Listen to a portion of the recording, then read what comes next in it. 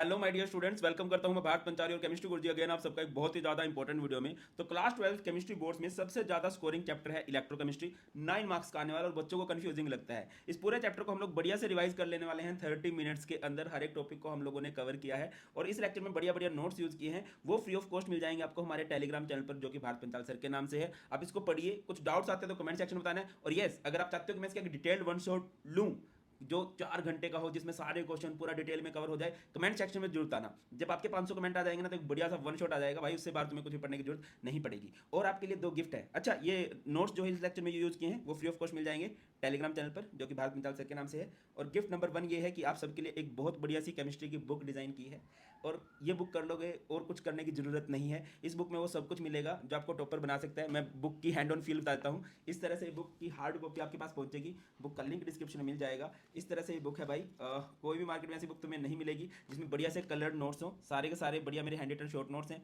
NCERT के diamond question है, toppers की आंसर शीट है, कहीं तो पुरानी चिपका देते हैं। यहाँ पे हर एक चैप्टर के बहुत सारे क्वेश्चन टॉपर्स किस तरह से लिखते हैं, आपको किस तरह से प्रेजेंट करना है, वो इसमें गिवन है। इसके अलावा topic wise previous year question है, सबसे ज़्यादा topic wise previous year question है हर एक चैप्टर के।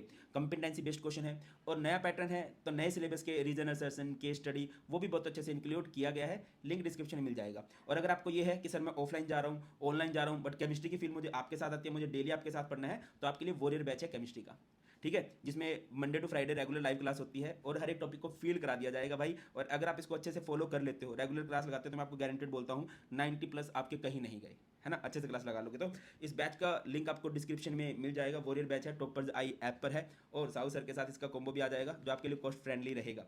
तो सारे के सारे बैच आप लोग चेकआउट कर सकते हो। क्विक रिवीजन स्टार्ट करते हैं of the chapter electrochemistry. Electrochemistry क्या होता है? 2 वर्ड से मिलकर बना है, इलेक्ट्रो एंड केमिस्ट्री, जिसमें हम बात करेंगे इलेक्ट्रिकल एनर्जी की, केमिकल एनर्जी की, इनके बीच में क्या रिलेशन है और कैसे हम इनको इंटर कन्वर्ट कर सकते हैं, केमिकल एनर्जी से इलेक्ट्रिकल या फिर इलेक्ट्रिकल एनर्जी से केमिकल। दूसरे वर्ड्स में दूसरी डेफिनेशन क्या हो सकती है? इसमें हम स्पॉन्टेनियस रिडॉक्स रिएक्शन लेंगे और स्पॉन्टेनियस रिडॉक्स रिएक्शन से हम लोग इलेक्ट्रिकल एनर्जी बनाएंगे। एक स्पॉन्टेनियस रिएक्शन होगी, स्पॉन्टेनियस से इलेक्ट्रिकल एनर्जी बनाएंगे और फिर उस इलेक्ट्रिकल एनर्जी का यूज करेंगे for non spontaneous reaction. Spontaneous जो अपने आप हो सकती हैं, उनसे हमने बिजली बनानी है और फिर उस बिजली का यूज करना है फॉर नॉन स्पॉन्टेनियस रिएक्शन। आगे मूव करते हैं तो एक वर्ड है यहाँ पर बहुत ही पॉपुलर है, इलेक्ट्रोलाइट। इलेक्ट्रोलाइट किसे कहा जाता है? दो substance which dissociate into ions. कोई भी ऐसा सब्सटेंस जो आयंस में डिसोशिएट हो जाए, कब? जब मैं उसमें से इलेक्ट्रिसिटी पास कराता हूँ। 2 कंडीशन है, या तो उस सब्सटेंस का एक्वस सॉल्यूशन होना चाहिए या फिर उस सब्सटेंस की मोल्टन फॉर्म होनी चाहिए। जैसे कि मेरे पास कोई सब्सटेंस है, मैंने इसकी एक्वस फॉर्म ली और इसमें से इलेक्ट्रिसिटी पास कराई, ठीक है, तो ये आयंस में अगर टूट जाता है तो इलेक्ट्रोलाइट है। और अगर ये आयंस में नहीं टूट पाता है, 2 substance which doesn't dissociate into ions, उन्हें हम लोग क्या बोल देंगे? Non electrolyte. एग्जांपल हो गया शुगर, यूरिया, ग्लूकोज। इलेक्ट्रोलाइट्स की बात करें तो 2 तरह के इलेक्ट्रोलाइट होते हैं, एक होता है स्ट्रॉन्ग इलेक्ट्रोलाइट और एक होता है हमारे पास वीक इलेक्ट्रोलाइट। स्ट्रॉन्ग इलेक्ट्रोलाइट क्या है? जैसे कि मेरे पास सब्सटेंस है और ये पूरे का पूरा ही आयंस के अंदर टूट जाए, अगर कोई सब्सटेंस 100% आयंस के अंदर डिसोशिएट हो जाता है तो उसे हम बोल देंगे स्ट्रॉन्ग इलेक्ट्रोलाइट। इसमें हमारे स्ट्रॉन्ग एसिड आ गए, स्ट्रॉन्ग बेस आ गए, सोल्ट आ गया, जैसे HCl, HNO3, H2SO4, NaOH, KOH। और वीक इलेक्ट्रोलाइट कौन से होते हैं? विच doesn't dissociate, which dissociate partially, जिनका एक बहुत थोड़ा सा पोर्शन, मान लो ये इलेक्ट्रोलाइट है तो इसका थोड़ा सा पोर्शन ही आयंस के अंदर टूट पाता है, तो इसे मैं क्या कह दूंगा भैया? वीक इलेक्ट्रोलाइट कह दूंगा। इलेक्ट्रोलाइट के केस में एक बात याद रखना है, एक शॉर्टकट याद रखना है आप लोगों ने, पैनिक। पैनिक, पैनिक, पैनिक का मतलब क्या है कि जो पॉजिटिव टर्मिनल है उसे हम लोग बोलते हैं एनोड, और जो नेगेटिव टर्मिनल है, नेगेटिव टर्मिनल इज कैथोड। जो पॉजिटिव टर्मिनल है उसे एनोड बोलेंगे और जो नेगेटिव टर्मिनल है उसे कैथोड बोलेंगे। जैसे यहाँ पर ध्यान दो, ये वाला पॉजिटिव टर्मिनल है तो इसे एनोड बोल दिया, और ये वाला नेगेटिव टर्मिनल है, इसे कैथोड बोल दिया। इसके बाद होते हैं कंडक्टर्स। कंडक्टर्स किसे कहा जाता है? 2 substance which allow the electricity to pass through them, जिसमें से इलेक्ट्रिसिटी पास हो जाती है। 2 तरह के कंडक्टर होते हैं, metallic and electrolytic. Metallic conductor कौन से होते हैं? जिसमें इलेक्ट्रिसिटी फ्लो करती है due to the flow of electrons, electrons की वजह से। और इलेक्ट्रोलाइटिक कंडक्टर किसे कहा जाता है? जिसमें इलेक्ट्रिसिटी फ्लो करती है due to the flow of ions. क्योंकि इसमें इलेक्ट्रॉन्स की वजह से करंट फ्लो कर रहा है तो इनका दूसरा नाम होता है इलेक्ट्रॉनिक कंडक्टर, और इसमें आयंस की वजह से करंट फ्लो कर रहा है तो इनका दूसरा नाम होता है आयोनिक कंडक्टर। इलेक्ट्रोलाइटिक कंडक्टर में जब इलेक्ट्रिसिटी पास होती है, flow of electricity takes place without the decomposition of substance. उसमें सब्सटेंस को डीकंपोज होना नहीं पड़ता, डिसोशिएट होना नहीं पड़ता। जैसे आयरन है, अगर आप आयरन में से करंट पास कराओगे तो आयरन का टूटना जरूरी है क्या? बिल्कुल भी जरूरी नहीं है। बट अगर कोई इलेक्ट्रोलाइट है, मान के चलो आप NaCl में से करंट पास कराना चाहते हो, तो इसको आयंस में टूटना ही पड़ेगा। जब ये आयंस में टूटेगा तभी इसमें से इलेक्ट्रिसिटी पास करवाई जा सकती है। Flow of electricity takes place by the decomposition of substance. सबसे इंपॉर्टेंट पॉइंट है ये, मेटालिक कंडक्टर में the electrical conduction decreases with the increase of temperature. अगर आप टेम्परेचर बढ़ाओगे तो इलेक्ट्रिकल कंडक्शन डिक्रीज हो जाएगा। क्यों? क्योंकि मेटल्स के पास होते हैं कर्नल्स। पॉजिटिवली चार्ज होल्स होते हैं, इनको कर्नल्स बोलते हैं, और टेम्परेचर बढ़ने पे कर्नल वाइब्रेशन स्टार्ट करते हैं, जिससे इलेक्ट्रिसिटी का फ्लो में रेजिस्टेंस आ जाती है। ऑन दी अदर हैंड अगर मैं किसी आयनिक कंडक्टर की बात करूं और उसमें मैं टेम्परेचर इंक्रीज कर देता हूं तो ये इसके लिए फेवरेबल कंडीशन है और उसकी कंडक्शन बढ़ेगी, क्योंकि जब टेम्परेचर बढ़ता है तो डिग्री ऑफ डिसोसिएशन बढ़ती है, डिकम्पोजिशन बढ़ती है, बहुत स्पीडली आयंस बनना स्टार्ट हो जाते हैं। The electrical conduction increases with the increase of temperature. क्यों है ऐसा? Because increase of temperature increase in dissociation और decrease in interionic attraction. Metallic conductor में से आप लो वोल्टेज का करंट भी पास करा सकते हो, हाई वोल्टेज का करंट भी पास करा सकते हो। On the other hand electrolytic conductor में से आप सिर्फ लो वोल्टेज का करंट ही पास करवा सकते हो। एग्जांपल हो गया आयरन, एल्यूमिनियम, सिल्वर, इधर एग्जांपल हो गई NaCl, NaOH। आगे मूव करते हैं, सेल किसे कहते हैं? सेल क्या होता है? Smallest device which convert one form of energy into another form of energy. Energy की एक फॉर्म को कन्वर्ट कर देता है एनर्जी की दूसरी फॉर्म में। दो तरह के सेल हैं, एक है इलेक्ट्रोकेमिकल सेल और एक है इलेक्ट्रोकेमिकल सेल। वैसे तो इलेक्ट्रोलिटिक को भी इसी के अंदर कंसिडर किया जा सकता है, ठीक है। इलेक्ट्रोकेमिकल सेल का दूसरा नाम आप बोल सकते हो Daniel cell, galvanic cell, voltaic cell, है ना। ये सब सेल क्या होते हैं? जो C2E करते हैं, which convert chemical energy into electrical. और ये क्या करता है? E2C, ये इलेक्ट्रिकल एनर्जी को केमिकल रिएक्शन में, केमिकल एनर्जी में कन्वर्ट करता है। इसका शॉर्टकट याद रखिए आप लोग, इलेक्ट्रोकेमिकल सेल का लोन। लोन लोन का मतलब क्या हुआ कि लेफ्ट साइड में ऑक्सीडेशन होगी, एनोड पर नेगेटिव चार्ज होगा। और जहां पर भी देखिए इसमें इलेक्ट्रिसिटी का प्रोडक्शन है तो लोन लेना है। इधर करंट का यूज हो रहा है, जहां पर भी कंजप्शन हो वहां पर क्या होगा बेटा? पैनिक होगा। क्या होगा वहां पर? पैनिक। क्या मतलब होता है पैनिक का? Positive terminal is anode, negative terminal is cathode. Positive क्या होगा? एनोड होगा, और नेगेटिव क्या होगा बेटा? कैथोड होगा। इसमें स्पॉन्टेनियस रिएक्शन है, स्पॉन्टेनियस से तभी तो बिजली बन रही है। इसमें नॉन स्पॉन्टेनियस रिएक्शन है, तभी हमें इलेक्ट्रिसिटी का यूज करना पड़ रहा है इस रिएक्शन को करवाने के लिए। अब यहाँ पर दो बिकर होते हैं, तो दो बिकर को जोड़ने के लिए हमें सोल्ट ब्रिज की जरूरत पड़ती है। इसमें किसी भी सोल्ट ब्रिज की जरूरत नहीं पड़ती, इसमें किसी एक्सटर्नल वोल्टेज की रिक्वायरमेंट नहीं है। इधर तो बिजली बना रहे हैं ना, इधर एक्सटर्नल वोल्टेज की रिक्वायरमेंट होती है। आगे हम करते हैं सोल्ट ब्रिज क्या होता है। सोल्ट ब्रिज आप सबने देखा होगा, एक डिवाइस होता है जो यू शेप का होता है। एक यू शेप की ग्लास की ट्यूब होती है, यू शेप्ड ग्लास ट्यूब। इसके अंदर इलेक्ट्रोलाइट पाया जा सकता है, KCl हो सकता है, KNO3 हो सकता है, K2SO4, और साथ में एक पॉलीसैकेराइड होता है अगर अगर। ये एक जेली लाइक सब्सटेंस होता है जो इसमें फिल कर दिया जाता है। इसका काम क्या होता है? सबसे पहली बात तो इन दोनों बिकर्स को जोड़ता है। दूसरी बात, इन इलेक्ट्रोलाइट की पासेज को प्रिवेंट करता है। जिंक सल्फेट को इधर नहीं जाने देता, कॉपर सल्फेट को इधर नहीं जाने देता। और सबसे इंपॉर्टेंट काम क्या है इसका? To maintain the electrical neutrality. ये क्या करता है? न्यूट्रलिटी को मेंटेन करके रखता है ना, बैलेंस बना के रखता है। आगे मूव करते हैं, ये इलेक्ट्रोकेमिकल सेल जिसका नाम गैल्वेनिक सेल है, वोल्टेइक सेल है। एग्जांपल जो हम पढ़ रहे हैं बेटा इसका जिंक कॉपर सेल पढ़ रहे हैं, इसको ध्यान से समझना। सबसे पहले हम लोग दो बिकर लेंगे, एक में हम लोग लेंगे जिंक की रोड, एक में लेंगे कॉपर की रोड। जिंक को डुबो दिया जिंक सल्फेट में, कॉपर को डुबो दिया कॉपर सल्फेट में, और फिर यहाँ पर एक वायर लगा दी और वोल्ट मीटर लगा दिया, या कुछ और। वोल्ट मीटर तो चलो वोल्टेज का डिफरेंस, पोटेंशियल डिफरेंस मेजर करने के लिए है। आप एमीटर भी लगा सकते थे, आप इधर बल्ब भी लगा सकते थे, सो दैट कि देख सको यार कितना करंट इधर से पास हो रहा है कितना नहीं। ये हो गया दो बिकर, दो मेटल। उन मेटल को उनके सॉल्यूशन में डाल दिया और फिर क्या कर दिया? इनको कनेक्ट कर दिया आप लोगों ने एक सोल्ट ब्रिज से। इसके बाद काम स्टार्ट हो जाएगा। शॉर्टकट आप लोगों ने क्या रखना है? लोन। क्या रखना है आप लोगों ने इसके लिए? लोन। क्या होता है लोन? लोन का मतलब होता है कि लेफ्ट साइड में क्या होने वाली है? ऑक्सीडेशन होने वाली है, और एनोड पर नेगेटिव चार्ज होगा, एनोड पर नेगेटिव चार्ज होगा। ये लेफ्ट साइड है, इधर होगी ऑक्सीडेशन। ये राइट साइड है, इधर होगी रिडक्शन। ऑक्सीडेशन का मतलब होता है लॉस ऑफ इलेक्ट्रॉन। इलेक्ट्रॉन ऐसे चलेंगे और करंट इसके अपोजिट डायरेक्शन में फ्लो करेगा। करंट आएगा इधर थ्रू द वायर। क्लियर है? बस यही है। ऑक्सीडेशन का मतलब होता है लॉस ऑफ इलेक्ट्रॉन। ये जो जिंक मेटल है धीरे धीरे इलेक्ट्रॉन देगी, तो जिंक इलेक्ट्रॉन देके क्या बन जाएगा? Zn2 positive. और जो इलेक्ट्रॉन लेने का काम है वो ये कॉपर इलेक्ट्रॉन नहीं लेगा। ये जो कॉपर सल्फेट है, कॉपर सल्फेट में आपको पता है कि ये होगा Cu2 पॉजिटिव, SO4 2 नेगेटिव। तो इधर ये Cu2 पॉजिटिव दो इलेक्ट्रॉन लेने वाला है, दो इलेक्ट्रॉन लेके क्या बन जाएगा? कॉपर। ये रिडक्शन हाफ रिएक्शन है। इन दोनों को मैं कट कर दूंगा तो ये बन जाएगा Zn प्लस Cu2 पॉजिटिव, और इधर Zn2 पॉजिटिव प्लस Cu। देखो जब ये जिंक इलेक्ट्रॉन दे रहा है ना, जिंक इलेक्ट्रॉन देके क्या बना? Zinc 2 positive. इधर जिंक 2 पॉजिटिव के आयंस बहुत ज़्यादा होते हैं, और इधर कॉपर 2 पॉजिटिव तो चिपक रहा है, तो इधर कौन से आयन बहुत ज़्यादा होते हैं? SO4 के 2 नेगेटिव। इधर SO4 2 नेगेटिव आयन बहुत ज़्यादा है, इधर जिंक 2 पॉजिटिव आयन बहुत ज़्यादा है। तो चार्ज इम्बैलेंस हो रहा है, इधर पॉजिटिव चार्ज बहुत ज़्यादा, इधर नेगेटिव चार्ज बहुत ज़्यादा। तो इस चार्ज को बैलेंस करने का काम करता है सोल्ट ब्रिज। कई बार क्वेश्चन आता है कि यार ये KCl क्यों ले रहे हो? KCl एक फास्ट इलेक्ट्रोलाइट है विद सेम मोबिलिटी, है ना। फास्ट इलेक्ट्रोलाइट है, जल्दी जल्दी आयंस में टूटता है, और इसकी मोबिलिटी सेम है। आयंस के मूव करने की जो स्पीड रहती है बेटा वो सेम रहती है। आगे बढ़ते हैं। Next, electrode potential. Electrode potential क्या होता है? जैसे आपने कोई भी एक रोड ले ली, आपने उस रोड को उसी के सॉल्यूशन में डाल दिया, आपने उस रोड को डाल दिया उसी के सॉल्यूशन में, तो क्या होगा भाई? अरे आपने उस रोड को डाल दिया उसी के सॉल्यूशन में, तो क्या हो जाएगा बेटा बताइए? तो कुछ ना कुछ पोटेंशियल डिफरेंस डेवलप होगा। उस पोटेंशियल डिफरेंस को ही हम लोग क्या बोलते हैं, electrode potential. Potential difference between N electrode with its solution, एक इलेक्ट्रोड का उसके सॉल्यूशन के साथ जो पोटेंशियल डिफरेंस होता है उसी को हम लोग क्या कहते हैं, इलेक्ट्रोड पोटेंशियल कहते हैं। या फिर दूसरे वर्ड्स में इसको कैसे डिफाइन किया जा सकता है, tendency of an electrode to either lose और गेन इलेक्ट्रॉन, एक इलेक्ट्रोड की इलेक्ट्रॉन देने की टेंडेंसी या फिर इलेक्ट्रॉन लेने की टेंडेंसी। अगर कोई सिर्फ दे रहा है, अगर हम सिर्फ देने की टेंडेंसी की बात करें तो यह है ऑक्सीडेशन पोटेंशियल, और अगर इलेक्ट्रॉन लेने की बात करें तो यह है रिडक्शन पोटेंशियल, है ना। उसको उसके सोल्यूशन में डाल के रखना है। और अगर सारी कंडीशन स्टैंडर्ड हैं तब आप चेक कर रहे हो इलेक्ट्रॉन लेने की टेंडेंसी या देने की टेंडेंसी, उसे बोला जाता है स्टैंडर्ड इलेक्ट्रोड पोटेंशियल। रिपीट कर रहा हूं, क्या होता है standard electrode potential, tendency of an electrode to either lose और gain electron when it is placed in its own solution under standard condition, under standard condition. Condition क्या होगी बेटा, स्टैंडर्ड होंगी। सर स्टैंडर्ड कंडीशन क्या होता है, chemistry में standard condition का मतलब है टेम्परेचर होगा 298 केल्विन, प्रेशर होगा 1 एटमॉस्फेरिक, कंसंट्रेशन होगी 1 मोलर, ये सारी कंडीशन है, ठीक है। इन सारी कंडीशन में इलेक्ट्रोड पोटेंशियल अगर मेजर किया जाए तो उसे स्टैंडर्ड इलेक्ट्रोड पोटेंशियल बोलते हैं। और स्टैंडर्ड इलेक्ट्रोड पोटेंशियल को मेजर करने के लिए हम लोग एक डिवाइस का यूज करते हैं, and that device is known as SHE. SHE की फुल फॉर्म होती है स्टैंडर्ड हाइड्रोजन इलेक्ट्रोड। कुछ इस तरह का सेटअप होता है, हमारे पास एक बिकर होता है, उस बिकर में ये है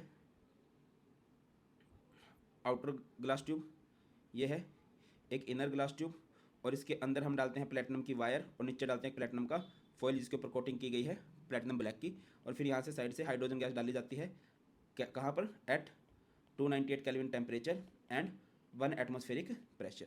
और इसके अंदर आपने फिल कर रखा है 1 मोलर HCl सोल्यूशन। किसको फिल कर रखा है, 1 मोलर HCl के सोल्यूशन को फिल कर रखा है। बस ये जो प्लेटिनम फॉइल है इसका काम क्या है, ये अपना सरफेस प्रोवाइड करता है रिएक्शन के लिए। ये जो प्लेटिनम फॉइल है ये इनर्ट इलेक्ट्रोड है, मतलब इनर्ट मेटल रिएक्शन में पार्टिसिपेट नहीं करती, ये सिर्फ अपना सरफेस प्रोवाइड करती है कि चलो भाई रिएक्शन को हो जाने देते हैं। Device which is use to calculate standard electrode potential, है ना। और हाइड्रोजन का सी का खुद की कोई भी वैल्यू नहीं होती, इसकी खुद की वैल्यू हमेशा 0 होती है। बाकी इस पर ऑक्सीडेशन भी हो सकती है, रिडक्शन भी हो सकती है, एनोड की तरह भी काम कर सकता है, कैथोड की तरह भी काम कर सकता है। एनोड की तरह काम करे इट मींस इस पे ऑक्सीडेशन हो रही है, कैथोड की तरह काम करे इट मींस इस पे रिडक्शन हो रही है। तो जैसे एनोड की तरह काम किया तो हाइड्रोजन ने 2 इलेक्ट्रॉन दे दिए, 2H पॉजिटिव बन गया। कैथोड की तरह क्या होगा, ये उल्टा हो जाएगा, 2H पॉजिटिव ने 2 इलेक्ट्रॉन ले लिए और ये क्या बन गया, H2। अब हमने अलग अलग इलेक्ट्रोड की वैल्यू कैलकुलेट की, है ना। और एक चीज़ आपको क्लियर कर दूं कि IUPAC ने स्टैंडर्ड रिडक्शन पोटेंशियल को ही स्टैंडर्ड इलेक्ट्रोड पोटेंशियल मान लिया है। हम स्टैंडर्ड रिडक्शन पोटेंशियल को ही क्या मान के चलते हैं, स्टैंडर्ड इलेक्ट्रोड पोटेंशियल मान के चलते हैं। तो इलेक्ट्रोकेमिकल सीरीज क्या होती है, arrangement of various electrodes in the increasing order of standard reduction potential. हमने बहुत सारी इलेक्ट्रोड्स की वैल्यू निकाल ली और उनको अरेंज कर दिया in the increasing order of standard reduction potential. याद करने की ट्रिक क्या है, लीटा, कार, आड़ी, जमी, फनी, पंजाबन है, क्यूट, अंग्रेजन, भारत आई, ऑस्ट्रेलिया से फ्लाइट में। लीटा lithium, calcium, aluminium, zinc, iron, निकल, लेड, ये हाइड्रोजन होता है। हाइड्रोजन से ऊपर सबकी नेगेटिव वैल्यू है और नीचे सबकी पॉजिटिव वैल्यू है। नीचे लिख सकते हो फ्लाइट में फ्लोरीन, फ्लोरीन, और फ्लोरीन की वैल्यू कितनी होती है, प्लस 2.87 वोल्ट। ये क्या है, जैसे जैसे मैं डाउन द ग्रुप जा रहा हूँ तो बेटा ये इंक्रीजिंग ऑर्डर है।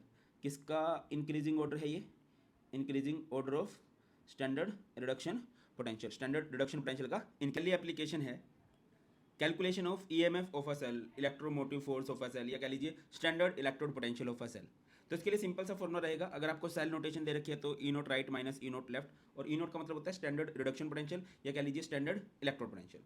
E note cathode minus E note anode, या फिर एक ऐसा फॉर्मूला जो कभी भी गलत ही नहीं होगा, वैसे तो सारे फॉर्मूला सही है बट ये कभी भी गलत नहीं होने वाला, E nought reduction minus E nought oxidation. RO करके याद रख सकते हो, RO है ना, पानी साफ करना है ना, वैसे RO यहाँ पे सेल को साफ कर देना है, बढ़िया से सेल का पोटेंशियल निकालना है, RO E nought reduction minus E nought oxidation. अब एक दो बातें मैं आपको बताता हूँ, सेल नोटेशन क्या होता है। अभी आप लोगों ने देखा होगा सेल हम लोगों ने बनाया था जिसमें इधर ऑक्सीडेशन हो रही थी, इधर रिडक्शन हो रही थी, इधर सॉल्ट ब्रिज था। तो ये हमारा सॉल्ट ब्रिज है, लेफ्ट साइड में ऑक्सीडेशन होती है, राइट साइड में रिडक्शन होती है। तो सेल नोटेशन क्या होता है, पहले ऑक्सीडेशन और इस साइड रिडक्शन। ये जिंक से जिंक टू पॉजिटिव हो रहा है तो ऑक्सीडेशन है, कॉपर टू पॉजिटिव से कॉपर हो रहा है तो ये रिडक्शन है। आप लोगों ने 11th क्लास में सुना होगा ऑक्सीडेशन क्या होता है, ऑयल।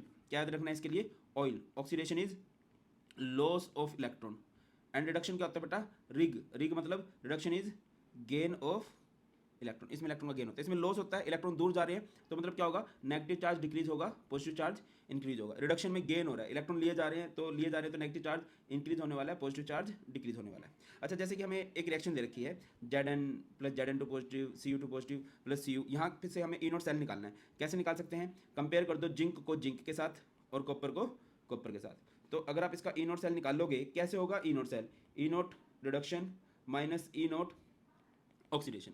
रिडक्शन किसने अच्छा ये 0 से +2 है, जीरो से +2 है, पॉजिटिव चार्ज जिनके लिए जरूरत है ऑक्सीडेशन है, और ये +2 से जीरो है बेटा, तो ये कौन सी रिएक्शन है? रिडक्शन। ई नोट रिडक्शन। रिडक्शन किसने शो की है? रिडक्शन यहाँ पर शो की है दादा कॉपर ने, और कॉपर का पोटेंशियल कितना है? 0.34 माइनस ऑक्सीडेशन किसने शो की है? जिंक ने। जिंक कितना है? -0.76 वोल्ट। यह आ जाएगा 0.34 प्लस 0.76, इसको सिंपल आउट करेंगे तो 1.10 वोल्ट हो जाएगा। तो याद रखिए, अगर कभी भी सेल का पोटेंशियल पॉजिटिव है, इट मींस वो सेल पॉसिबल है और वो रिएक्शन स्पॉन्टेनियस है। ये जो हमारी इलेक्ट्रोकेमिकल सीरीज है, इसकी दूसरी एप्लीकेशन आती है प्रिडिक्टिंग द फिजिबिलिटी और spontaneity of a redox reaction. कौन सी रिएक्शन स्पॉन्टेनियस होती है? जिसका cell potential standard electrode potential positive आए, वही सेल हमारा पॉसिबल हुआ करता है। आगे मूव करते हैं, predicting weather a metal will react with dilute mineral acid and will evolve hydrogen gas और नॉट, की कोई भी मेटल एसिड के साथ रिएक्ट करके H2 गैस रिलीज करेगी या नहीं करेगी। देखिए, वही मेटल H2 गैस रिलीज कर सकती है जो हाइड्रोजन से ज़्यादा एक्टिव हो, और ज़्यादा एक्टिव कौन सी होती हैं? जिनका रिडक्शन पोटेंशियल नेगेटिव होता है, स्टैंडर्ड रिडक्शन पोटेंशियल नेगेटिव होता है। तो जो भी हाइड्रोजन से ऊपर है वो सब ज़्यादा एक्टिव है, वो सब H2 गैस रिलीज कर सकती हैं, नीचे वाली रिलीज नहीं कर सकती। अगला है एक्टिविटी और रिएक्टिविटी ऑफ मेटल। कौन मेटल ज़्यादा एक्टिव है? जिसका स्टैंडर्ड रिडक्शन पोटेंशियल ज़्यादा नेगेटिव होगा, वही मेटल ज़्यादा एक्टिव होने वाली है। नेक्स्ट बहुत इंपॉर्टेंट होती है नॉस्ट इक्वेशन। इस चैप्टर का सबसे इंपॉर्टेंट टॉपिक है। क्या होती है Nernst equation? E cell equal to E not cell minus 0.0591 by N log। N का मतलब होता है number of electrons involved in the reaction, log concentration which undergoes oxidation to the concentration which undergoes reduction, या फिर concentration of product by concentration of reactant. कई बार हमें equilibrium constant निकालना आता है। इक्विलिब्रियम कांस्टेंट पे जो ई सेल की वैल्यू हो जाती है 0 हो जाती है, तो फॉर्मूला बन जाता है E not cell is equal to 0.0591 by N log Kc, और Kc होता है इक्विलिब्रियम कांस्टेंट। कई बार हमें maximum work done by this cell या फिर स्टैंडर्ड गिब्स फ्री एनर्जी पूछ लिया जाता है डेल्टा जी नोट, जिसका फॉर्मूला होता है -NF ई नॉट सेल। थोड़ा फील करते हैं इस टॉपिक को। जैसे कि हमें सेल दे रखा है Mg2 positive, Cu2 positive, Cu, ये सोल्ड ब्रिज है, ये सेल नोटेशन है, इस साइड ऑक्सीडेशन है, इस साइड रिडक्शन है। आपको इलेक्ट्रोड पोटेंशियल दे रखे हैं, इनके standard electrode potential, standard reduction potential दे रखे हैं। तो हमें ईएमएफ निकालनी है। अच्छा, ईएमएफ निकालने के लिए नॉस्ट इक्वेशन यूज करने की क्या जरूरत है? देखो बेटा, यहाँ पर पोटेंशियल स्टैंडर्ड कंसंट्रेशन स्टैंडर्ड नहीं है।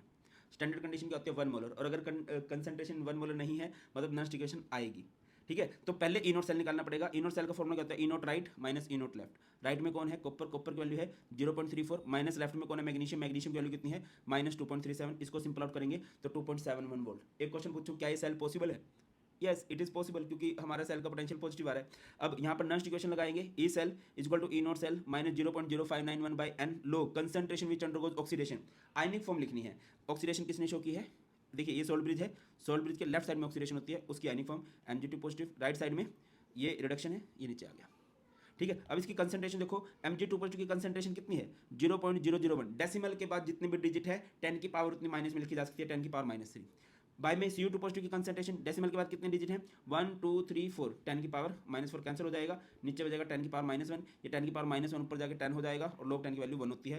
2.71 माइनस 0.0591, इसको 2 से कैंसिल कर देंगे तो ये 0.02955 आ जाएगा, और सिंपल आउट करेंगे तो 2.68 वोल्ट आ जाएगा। यहाँ से आपका दूसरा क्वेश्चन क्या ही बन सकता है कि यार log Kc की वैल्यू निकाल लो, है ना? log पूछा जा सकता है। log Kc क्या हो जाएगा? ई नॉट सेल इंटू में n बाई 0.0591, और कितना है E not cell? E not cell ये रहा 2.71 वोल्ट, है ना?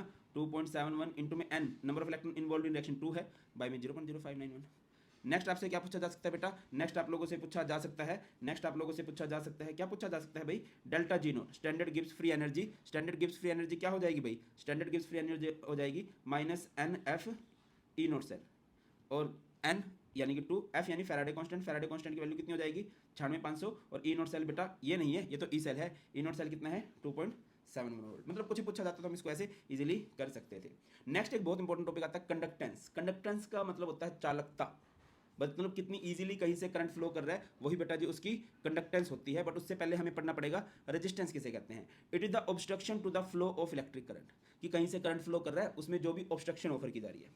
ठीक है, और जो रेजिस्टेंस होती है वो डायरेक्टली प्रोपोर्शनल होती है टू द लेंथ, और इनवर्सली प्रोपोर्शनल होती है टू द एरिया। आर क्या हो जाएगा? रो एल बाय, अच्छा आर क्या हो जाएगा? L by A. Proportionality constant हटाएंगे तो यहाँ से आएगा रो। रो इज स्पेसिफिक रेजिस्टेंस, या फिर इसका दूसरा नाम होता है बेटा रेजिस्टिविटी।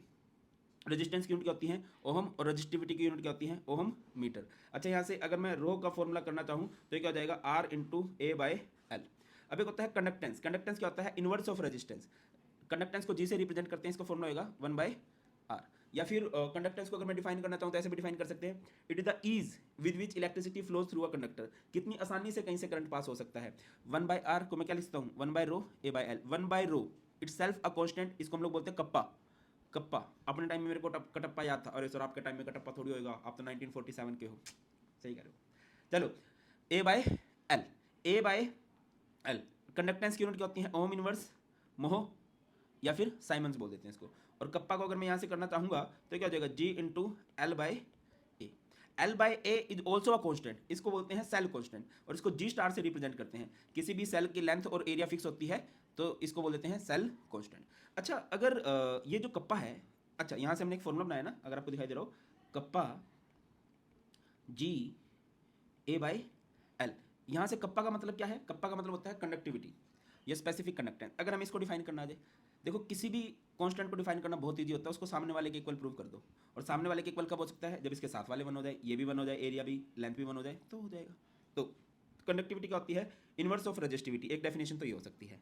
दूसरी डेफिनेशन क्या होती है, conductivity of a material is it's conductance. Conductivity क्या होती है, कंडक्टेंस होती है किसी भी मटेरियल की व्हेन 1 सेंटीमीटर लॉन्ग, उसकी लेंथ कितनी हो जाए 1 centimetre, and area of cross section कितना हो जाए 1 सेंटीमीटर स्क्वायर। देखो ये है, ये हमारे पास, अगर मैं इलेक्ट्रोलाइट के लिए बात करूं तो इलेक्ट्रोलाइट का एरिया ऑफ क्रॉस सेक्शन कितना मान लेना है 1 सेंटीमीटर स्क्वायर, और लेंथ कितनी मान लेनी है 1 सेंटीमीटर। तो पूरा वॉल्यूम कितना बन जाएगा 1 सेंटीमीटर क्यूब। 1 सेंटीमीटर क्यूब के अंदर जितने भी आयंस होंगे उसकी कंडक्टेंस को ही हम लोग कंडक्टिविटी बोलते हैं। 1 सेंटीमीटर क्यूब के अंदर जितने भी आयंस होंगे उसी को हम लोग क्या बोलते हैं, कंडक्टिविटी बोलते हैं। ठीक है सर, ये 1 सेंटीमीटर क्यूब वाला कंसेप्ट कहाँ से आया, area 1 centimetre square, length 1 centimetre, तो यहाँ से वॉल्यूम कितना बन जाएगा 1 सेंटीमीटर क्यूब। आगे आ जाओ, मोलर कंडक्टिविटी क्या होता है, it is the conductivity of all the ions produced by dissolving 1 mole of an electrolyte. 1 mole electrolyte को डिसॉल्व कराने के बाद जो भी हमारे पास कंडक्टिविटी बनेगी उसको ही हम लोग क्या बोलते हैं, उसी को हम लोग बोलते हैं मोलर कंडक्टिविटी। मोलर कंडक्टिविटी का बेस्ट फॉर्मूला क्या होता है, kappa into 1000 by M. Unit क्या होती है बेटा, यूनिट कई बार पूछ ली जाती है, ohm inverse centimetre square mole inverse, या siemens centimetre square mole inverse. कई बार आपसे पूछ लिया जाता है discuss the variation of conductivity and molar conductivity with concentration dilution, बहुत इंपॉर्टेंट है। देखो conductivity is kappa, kappa 1 centimetre cube के अंदर जितने भी आयंस होंगे, अगर डाइल्यूशन कर देंगे तो ऑब्वियसली 1 सेंटीमीटर क्यूब में आयंस जो है घट जाएंगे। तो याद रखिए, अगर मैं कभी भी डाइल्यूशन करता हूँ, डाइल्यूशन करने का मतलब होता है पानी डाल देना, डाइल्यूशन बढ़ाऊंगा तो कंडक्टिविटी की वैल्यू घट जाती है। और मोलर कंडक्टिविटी क्या होता है, kappa into 1000 by M. M is molarity, kappa into 1000 M, M को एन बाई वी कर सकता हूँ, वी ऊपर चला जाएगा। तो मोलर कंडक्टिविटी में और वॉल्यूम में क्या रिलेशन है, डायरेक्ट का रिलेशन है। अगर मैं कभी भी डाइल्यूशन करूँगा, कहीं भी हम पानी बनाएंगे, पानी डाल लेंगे तो वॉल्यूम बढ़ेगा, और वॉल्यूम बढ़ेगा तो मोलर कंडक्टिविटी क्या होगी भाई, बढ़ेगी। डाइल्यूशन का मतलब होता है पानी डालना, और कंसंट्रेशन एक अलग ही चीज़ हो जाती है ना, मतलब डाइल्यूशन करने से कंसंट्रेशन कम होती है। गेटिंग माई पॉइंट और नॉट। अच्छा अगर कंसंट्रेशन का रिलेशन पूछ लिया जाए तो कंडक्टिविटी क्या होती है 1 सेंटीमीटर क्यूब में जितने भी आयंस हैं। अब कंसंट्रेशन बढ़ाओगे तो 1 सेंटीमीटर क्यूब में आयंस बढ़ेंगे तो कंडक्टिविटी बढ़ेगी। अगर कभी भी मैं कंसंट्रेशन बढ़ाऊंगा तो कंडक्टिविटी जो है, कप्पा जो है वो इंक्रीज करेगा। और अगर मैं बात करता हूँ मोलर कंडक्टिविटी की, मोलर कंडक्टिविटी पे क्या फर्क पड़ेगा, रिलेशन देख लो ना, kappa into 1000 by M, M is molar concentration. अगर ये बढ़ाओगे तो इस पर क्या फर्क पड़ेगा, इन्वर्स का रिलेशन है। याद रखिए कंसंट्रेशन बढ़ाने से मोलर कंडक्टिविटी जो है वो घटने वाली है। यही आप लोग एक ग्राफ की हेल्प से भी देख सकते हो, ये ग्राफ बहुत इंपॉर्टेंट है। ये किसका ग्राफ है, ये है मोलर कंडक्टिविटी वर्सेस कंसंट्रेशन। देखो जैसे जैसे कंसंट्रेशन बढ़ा रहे हो मोलर कंडक्टिविटी घटती जा रही है, यहाँ पर कंसंट्रेशन बढ़ रही है बट मोलर कंडक्टिविटी की वैल्यू घट रही है। अच्छा एक ग्राफ बहुत सरप्राइजिंग बिहेवियर शो करता है, किसके लिए, ये है फॉर स्ट्रॉन्ग इलेक्ट्रोलाइट और ये है फॉर वीक इलेक्ट्रोलाइट। अच्छा इधर देखो कंसंट्रेशन कम हो रही है, कंसंट्रेशन कम होगी तो मोलर कंडक्टिविटी की वैल्यू बढ़ेगी। देखो स्ट्रॉन्ग इलेक्ट्रोलाइट के लिए भी बढ़ रही है और वीक के लिए भी बढ़ रही है, वीक के लिए तो बहुत ही ज़्यादा बढ़ती है, वीक के लिए तो बहुत ही ज़्यादा बढ़ जाती है। ठीक है आगे मूव करते हैं, नेक्स्ट है कोलरस लॉ। कोलरस लॉ किसके बारे में बात करता है बेटा, ये बोलता है लिमिटिंग मोलर कंडक्टिविटी की। लिमिटिंग मोलर कंडक्टिविटी क्या होती है, जब कंसंट्रेशन जीरो को अप्रोच करने लग जाए या डाइल्यूशन इनफाइनाइट को अप्रोच करने लग जाए। Limiting molar conductivity of any electrolyte is the sum of individual contribution of anion and cation of an electrolyte. किसी भी इलेक्ट्रोलाइट की अगर मुझे लिमिटिंग मोलर कंडक्टिविटी निकालनी है तो वो कटायन और अनायन की लिमिटिंग मोलर कंडक्टिविटी का सम होगी। इसकी एप्लीकेशन क्या है, इसे आप लिमिटिंग मोलर कंडक्टिविटी निकाल सकते हो वीक इलेक्ट्रोलाइट की। क्यों सर, ग्राफ की हेल्प से नहीं निकाल सकते ना, नहीं निकाल सकते, कंसंट्रेशन जीरो को अप्रोच कैसे करेगी, ये तो ऐसे हो जाएगा। स्ट्रॉन्ग इलेक्ट्रोलाइट के लिए निकाल सकते हो, इसको एक्स्ट्रा प्लॉट कर दोगे तो ये यहाँ पर कंसंट्रेशन जीरो हो जाएगी, और कंसंट्रेशन जब जीरो होने लग जाती है उस मोलर कंडक्टिविटी को लिमिटिंग मोलर कंडक्टिविटी बोलते हैं। इसके अलावा यहाँ से डिग्री ऑफ डिसोसिएशन निकाला जा सकता है। डिग्री ऑफ डिसोसिएशन क्या हो जाता है, molar conductivity at given concentration to the limiting molar conductivity. इससे आप डिसोसिएशन कांस्टेंट निकाल सकते हो, क्या होता है C alpha square by 1 minus alpha. आगे आ जाओ, suggest a way to determine the limiting molar conductivity value of water. Water का होता है H पॉजिटिव OH नेगेटिव। अब आप देखो H पॉजिटिव कहाँ से मिल सकता है HCl से, OH नेगेटिव कहाँ से मिल सकता है NaOH से। H मिल गया, H मिल गया, OH मिल गया, एक्स्ट्रा क्या है Cl एंड Na, इसको उड़ा दो, तो यही है HCl को और NaOH को जोड़ देंगे और NaCl को घटा देंगे। एक है the conductivity of 0.20 molar solution of KCl at 298 kelvin is 0.0248 siemens centimetre inverse. Calculate its molar conductivity. आपको इसकी मोलर कंडक्टिविटी निकालनी है। क्या होती है molar conductivity? Kappa into 1000 by m। Kappa is conductivity, conductivity कितनी दे रखी है 0.0248 एंड मोलैरिटी कितनी दे रखी है 0.20। इसको सिंपल आउट करेंगे तो याद आएगा। Limiting molar conductivity for NaCl HCl CH3 COO दे रखी है, आपको निकालनी है CH3 COOH की। तो CH3 COO इसमें है, H इसमें है, H यहाँ से मिल जाएगा, CH3 COO इसमें से मिल जाएगा, इनको जोड़ दोगे, NaCl एक्स्ट्रा आ जाएगा तो इसको उड़ा दोगे। तो इसको इक्वेशन देखो, इसको बोल देते हैं इक्वेशन नंबर 1, इसको इक्वेशन नंबर 2, इसको इक्वेशन नंबर 3। CH3 COOH की वैल्यू निकालनी है ना, तो 2 + 3 कर दो और माइनस कर दो 1 को, कर देना भाई, यही करोगे आप लोग। 2 + 3 - 1 तो कितना आ जाएगा 390.5 siemens centimetre square mole inverse. Next है हमारे पास Faraday's law of electrolysis. Electrolysis आपको पता होगा, इलेक्ट्रोलाइट आयंस में टूट जाते हैं और जब वो आयंस में टूटते हैं ना तो वो अपोजिटली चार्ज इलेक्ट्रोड्स की तरफ मूव करते हैं। तो इसी बारे में फैराडे जी ने बोला कि जैसे ये आयंस टूट गए, इधर उधर जा रहे हैं, कटायन कैथोड की तरफ जाते हैं, अनायन एनोड की तरफ जाते हैं। तो the mass of substance deposited or liberated at any electrode during electrolysis is proportional to the amount of charge pass. कोई भी सब्सटेंस कितना डिपॉजिट होगा, कितना लिबरेट होगा, डिपेंड करता है मैंने कितना चार्ज पास कराया है। W is directly proportional to Q। I is equal to Q/T होता है, तो Q क्या हो जाएगा I into T. I into T, कितना करंट कितने टाइम के लिए, और प्रोपोर्शनलिटी कांस्टेंट क्या आएगा Z। Z को हम लोग बोलते हैं इलेक्ट्रोकेमिकल इक्विवेलेंट, जिसका फॉर्मूला होगा molar mass by n into F. F is Faraday constant. Faraday constant क्या होता है चार्ज ऑफ 1 मोल इलेक्ट्रॉन। एक क्वेश्चन कर लेते हैं, a solution of copper sulphate is electrolyte for 10 minutes. अच्छा याद रखिए टाइम हमें सेकंड्स में लेना है। With a current of 1.5 ampere what is the mass of copper deposited at cathode. कितना डिपॉजिट होगा कॉपर का मास। तो सबसे पहली बात देखिए, कॉपर को आयंस में तोड़ लो, Cu 2 पॉजिटिव, SO4 2 नेगेटिव। अब कैथोड पे कौन डिपॉजिट होगा, कटायन जाते हैं कैथोड पे, तो Cu2 पॉजिटिव 2 इलेक्ट्रॉन लेके कॉपर बन जाएगा। W का फॉर्मूला जिट, विनिंग मतलब जीतना। Z का मतलब क्या होता है molar mass by NF into में I इंटू में T। Z मोलर मास कितना है कॉपर का 63.5, N कितना है 2 इलेक्ट्रॉन गेन किया है, फैराडे कांस्टेंट 96,500, I कितना करंट है 1.5 एम्पियर, टाइम कितना है 10 मिनट्स है, बट टाइम आपने सेकंड्स में लेना है तो 600 सेकंड्स हो गया। इसको सिंपल आउट करोगे 0.2938 ग्राम हो जाएगा।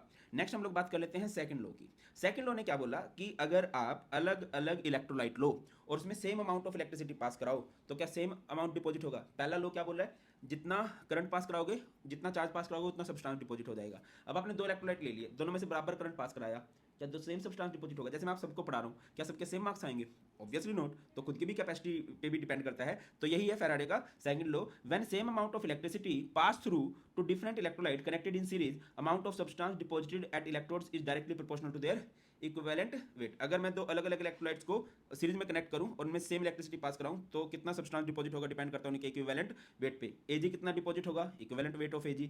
Cu कितना डिपॉजिट होगा, इक्विवेलेंट वेट ऑफ Cu। आगे मूव करते हैं बैटरीज। बैटरीज किसे कहते हैं, जब बहुत सारे सेल को आप कनेक्ट कर देते हो, है ना। These are the sources of electrical energy which may have 1 or more cell connected in series. Good quality battery should be light, compact and it voltage shouldn't vary during its use. इसकी voltage को vary नहीं करना चाहिए। 3 तरह की battery होती है, primary जो नॉन रिचार्जेबल है, सेकेंडरी जो रिचार्जेबल है, और एक होती है फ्यूल। फ्यूल में मतलब क्या होता है कि आप फ्यूल का यूज करते हो for the production of electricity. इनकी खास बात क्या होती है कि नॉन पोल्यूटिंग होते हैं।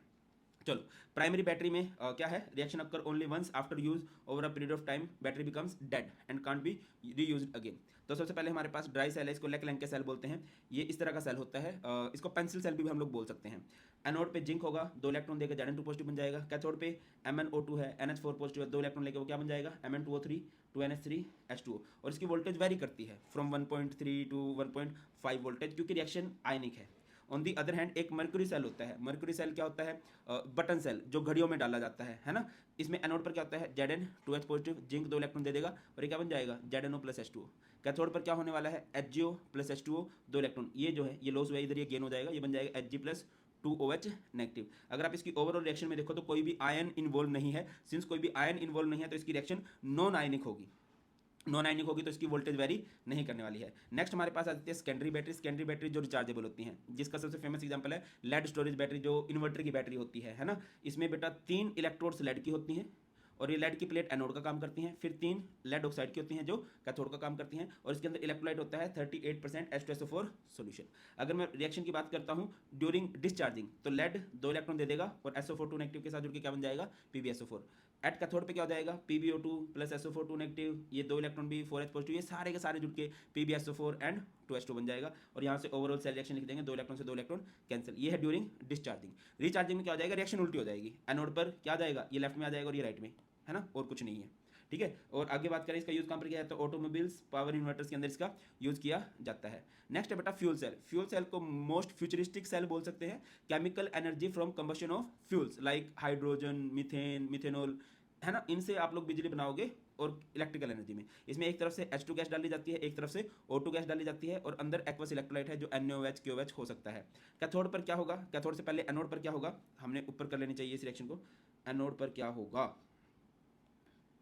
Very good, just a minute.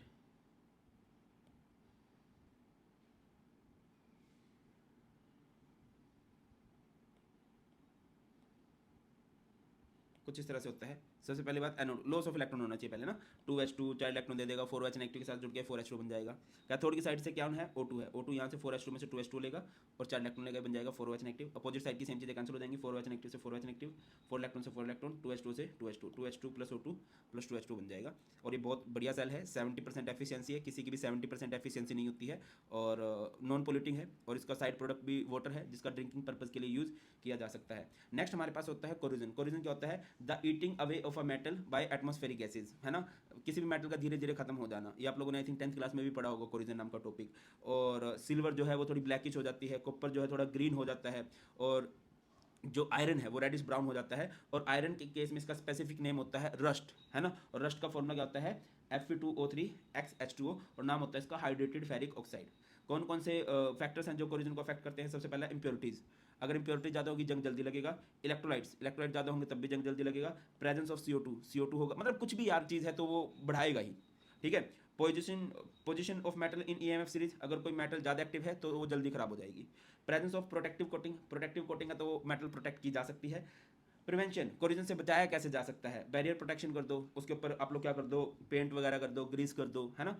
Sacrificial protection, उस मेटल की जगह किसी और की बलि दे दो, जैसे कि आयरन को प्रोटेक्ट करने के लिए जिंक का यूज़ किया जाता है। कैथोडिक प्रोटेक्शन, कैथोडिक प्रोटेक्शन भी जस्ट लाइक सैक्रिफिशियल प्रोटेक्शन ही होता है। इसका यूज़ किया जाता है पेट्रोल पंप्स के अंदर, या फिर जो वाटर सप्लाई होती है, तो जो पानी की पाइप होती है वो लोहे की है, उसको तो जंग लग जाएगा, फिर उसको बचाए कैसे, मैग्नीशियम वगैरह से कनेक्ट कर देते हैं उसको। ठीक है, anti rust solution, anti rust solution भी मेटल को खराब होने से बचा देते हैं। क्लियर है, तो ये हमारा सारे का सारा इलेक्ट्रोकेमिस्ट्री। कुछ भी डाउट्स आप लोग कमेंट सेक्शन में बता देना, और मैं रिकमेंड करूंगा इसके एक मार्क बूस्टर सीरीज है जिसमें सारे के सारे इंपॉर्टेंट क्वेश्चन कवर कराए हैं, उसको देख लेना और भी ज़्यादा कॉन्फिडेंस